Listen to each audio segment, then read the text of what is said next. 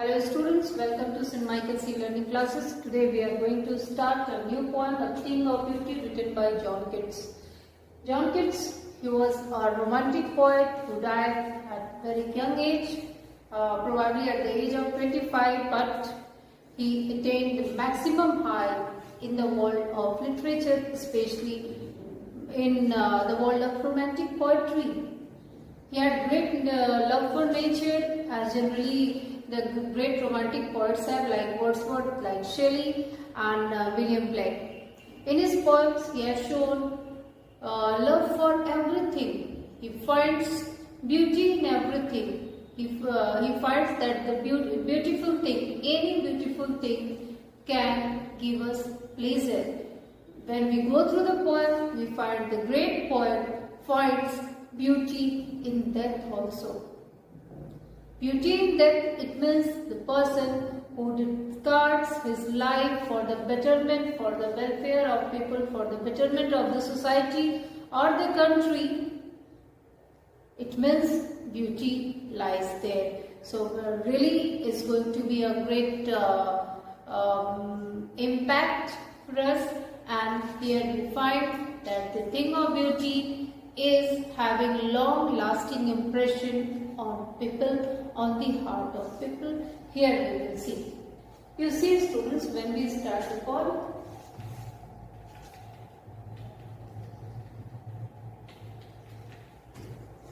a thing of beauty is a joy forever, its loveliness increases. Here the poet is willing to say that a thing of beauty, any beautiful thing, is a permanent source of joy. Its loveliness increases, and it's not like this that it is fading away with the passage of time. No, it's increasing, its beauty, its loveliness is increasing day by day with the passage of time. Because when we see, you just see one example, just take one example. You see a beautiful rose, a beautiful flower. You have seen, just imagine that you have seen in your, when you were there in standard 5 or 6. But that beautiful garden, the beautiful flower is still there in your mind. Still you can remember that beautiful flower can bring smile even today on your lips. It means what? It means the beauty that is there in your mind and heart, that has long-lasting impression, and of course you can never forget it. Its beauty is increasing day by day. That's why the poet is telling it's still with their impression in your mind. That's why the poet is telling that a beautiful thing is a matter of joy. It's a source of joy. It's a fountain of joy, and its beauty is increasing, and it's increasing our joy for forever with the passage of time. It will never pass into nothingness, and it's not going to be faded away. Means it's increasing day by day.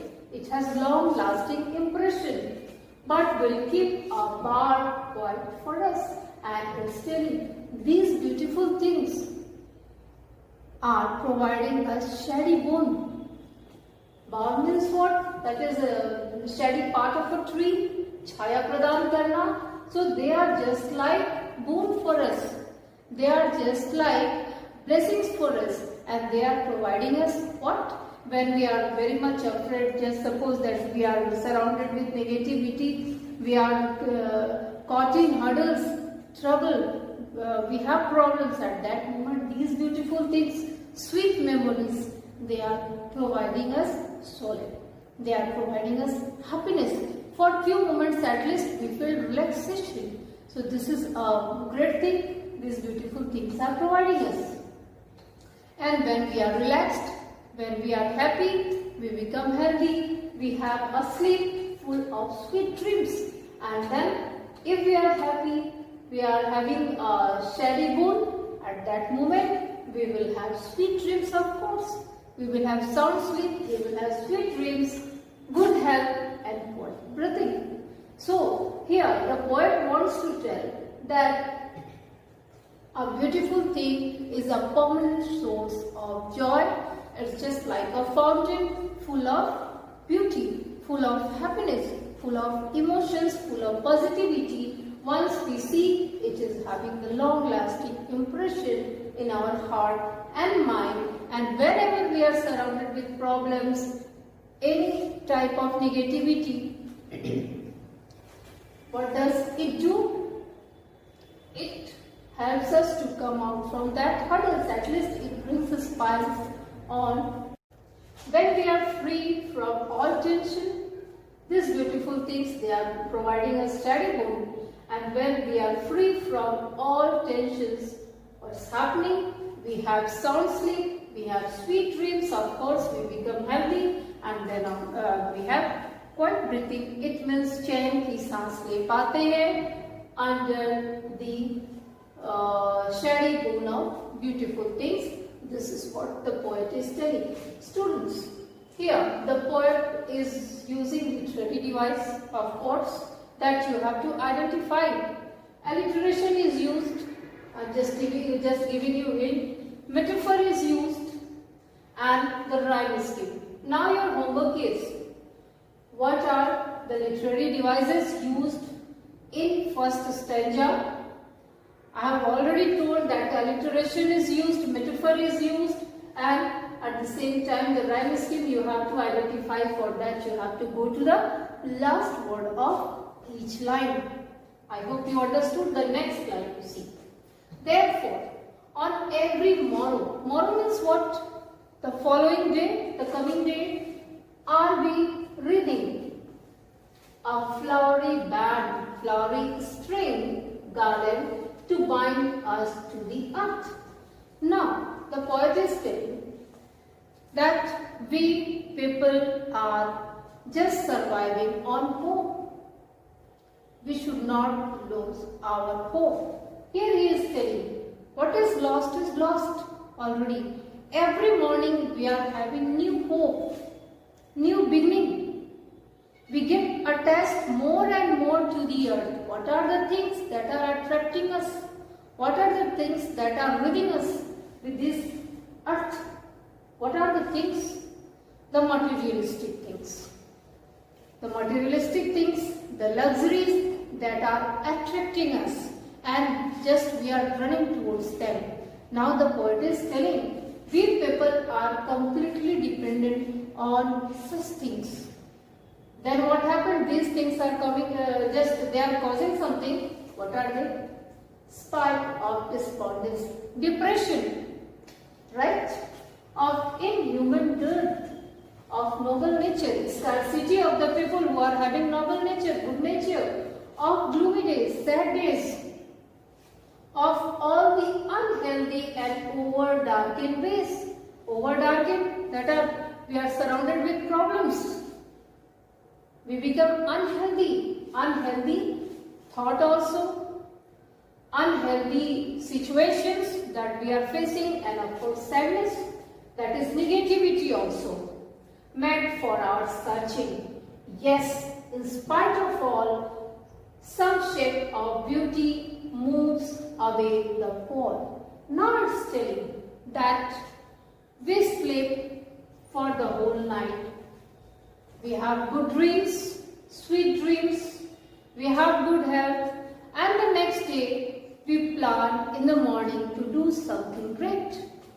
And these are the beautiful things who are just attracting us to survive in this modern materialistic world. The materialistic things, the luxuries that are binding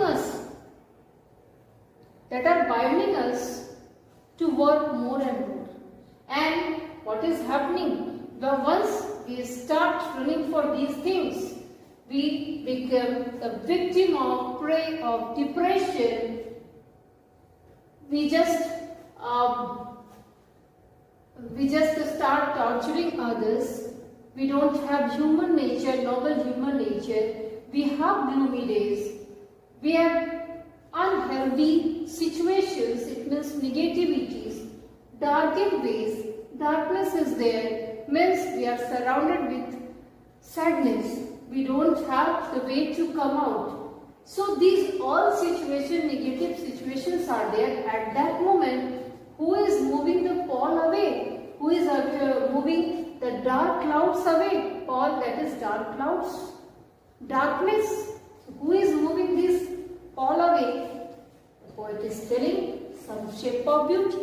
It means the beautiful things, they are providing us positivity. They are helping us to come out from all negativity, and at the same moment they are moving away the Paul, the clouds, the dark situations from us, and again we become happy. We plan, of course, for the new day, but for the betterment.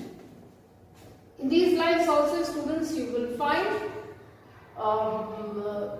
literary devices. At the same moment, you will find rhyme schemes. Again, I am telling, alliteration, a metaphor are used here, and then you have to find the rhyme scheme also. Again, your homework for this stanza. Now you come to the next.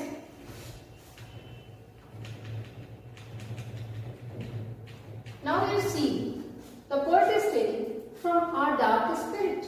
We are completely using Paul, from our dark spirits. Means